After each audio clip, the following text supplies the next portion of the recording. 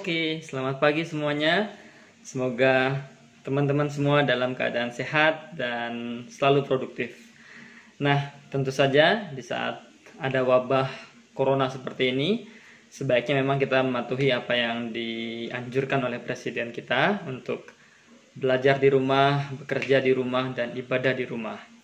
Nah, di saat seperti ini tentu saja jangan sampai waktu kita terbuang percuma, apalagi hanya melakukan hal yang sia-sia. Alangkah lebih eloknya jika kita memanfaatkan waktu ini untuk melakukan hal-hal yang positif. Nah, salah satunya adalah yang ingin saya bagikan, yaitu menulis opini di koran. Nah, tentu saja saya bukan penulis yang hebat atau menulis di mana-mana begitu ya, tapi enggak, saya hanya menulis beberapa buku dan juga menulis beberapa opini di koran, diantaranya di Koran Media Indonesia, di Detik, Koran Jakarta, dan lain-lain. Nah, sedikit pengetahuan ini ingin saya bagikan ke teman-teman. Sebelum saya masuk ke bagaimana cara menulis atau cara tembus di koran nasional, terutama opini ya, saya ingin menyampaikan terkait manfaat menulis opini. Ada 4 manfaat sebenarnya yang bisa kita rasakan. Yang pertama adalah kita bisa branding diri gratis plus dibayar. Kalau teman-teman tahu, kalau kita ingin iklan diri kita atau pasang iklan di surat kabar, tentu itu biayanya sangat mahal, terutama di media nasional. Nah, menulis opini, saya rasa cara yang paling jitu agar kita bisa membranding diri kita, bahkan dibayar tadi itu. Jadi bukan membayar, tapi malah dibayar. Nah, setiap hari, mungkin kecuali hari Minggu ya, koran itu ada kolom khusus bernama opini atau kolom. Nah, di situ biasanya gagasan kita bisa dimuat.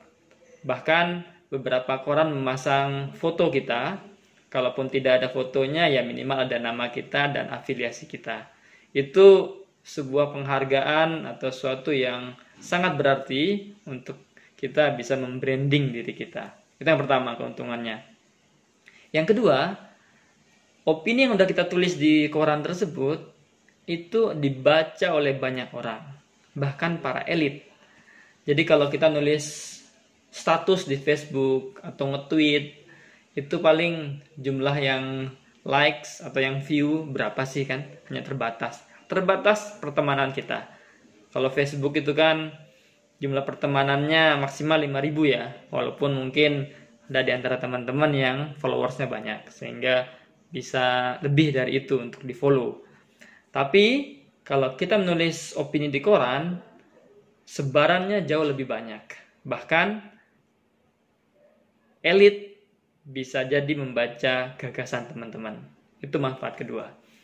Yang ketiga, ini akan meningkatkan kemampuan akademik kita.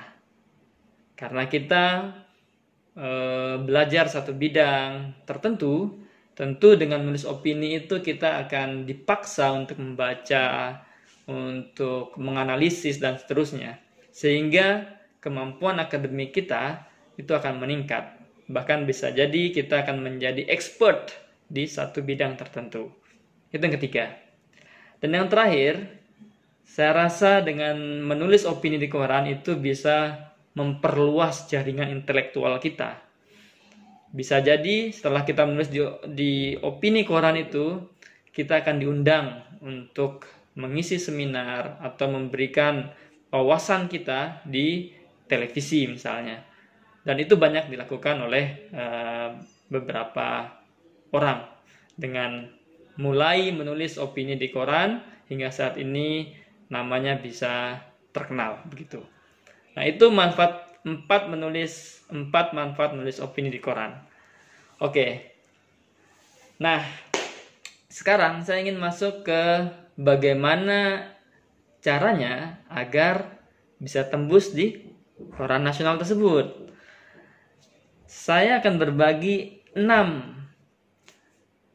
langkah agar teman-teman bisa tembus ke koran nasional.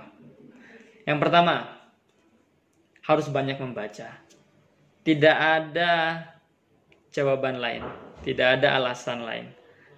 Seorang penulis yang produktif adalah pembaca yang aktif.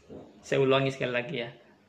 Penulis yang produktif adalah pembaca yang aktif.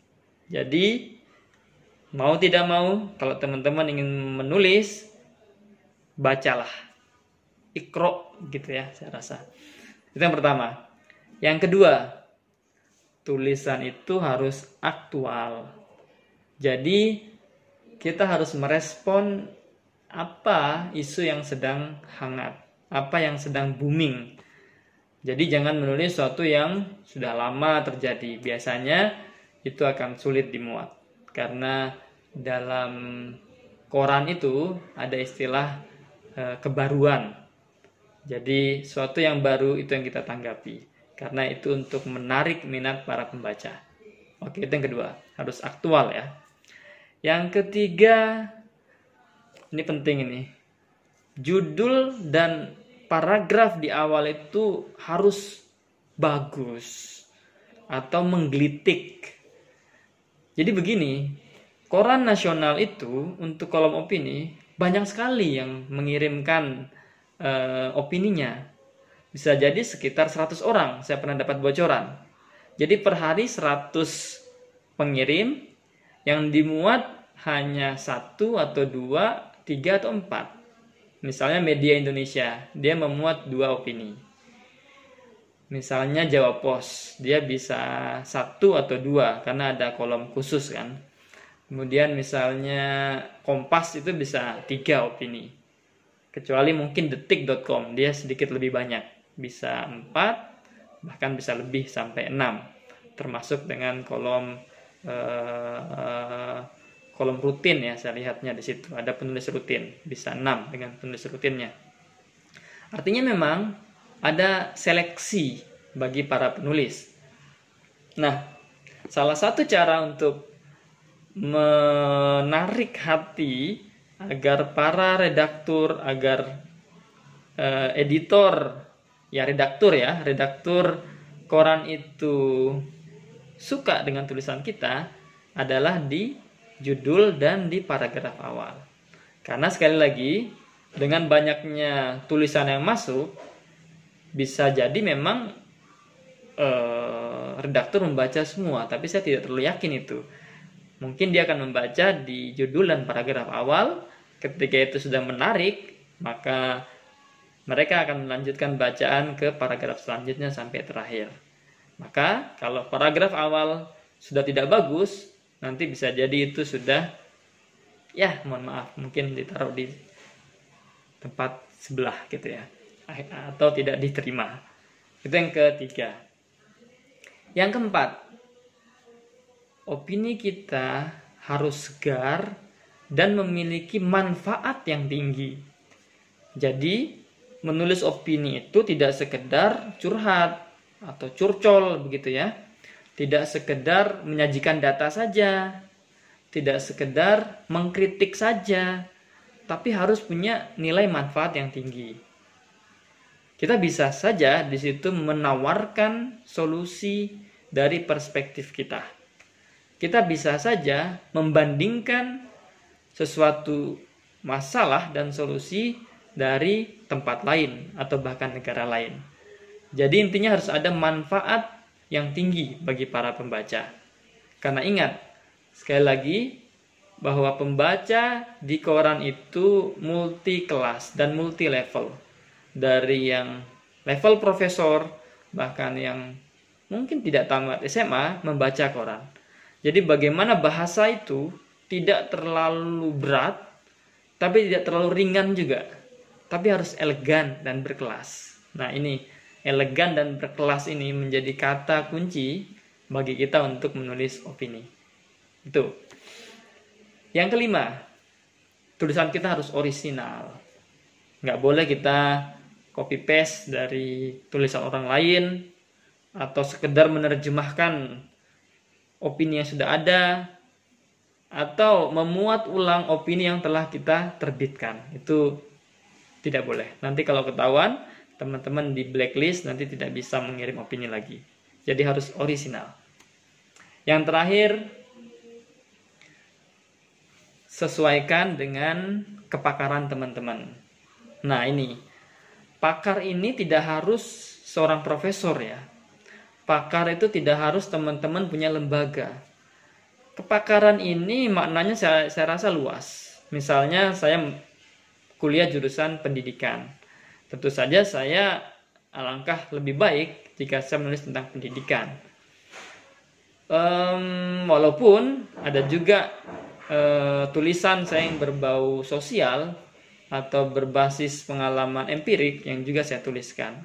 Tapi harus kuat argumentasinya dan juga sesuai dengan identitas kita atau kepakaran tadi. Nah, seorang mahasiswa di kampus, dia bisa saja dikatakan pakar ketika dia menuliskan tentang situasi di kampus atau situasi mahasiswa.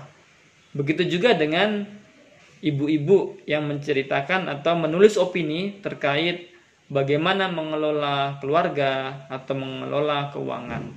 Jadi makna kepakaran ini sangat luas. Intinya adalah sesuaikan antara identitas yang teman-teman tulis, terutama dengan bidang yang teman-teman kuasai dan pelajari, dengan judul atau tulisan yang dipilih. Harus sinkron. Jangan sampai kita jurusan kimia tapi menulis tentang sastra Jerman misalnya. Nah, itu saya rasa kurang nyambung. Nah, saya rasa itu dua hal terkait manfaat menulis opini di koran nasional dan juga bagaimana cara tembus di koran nasional. Semoga video singkat ini bermanfaat.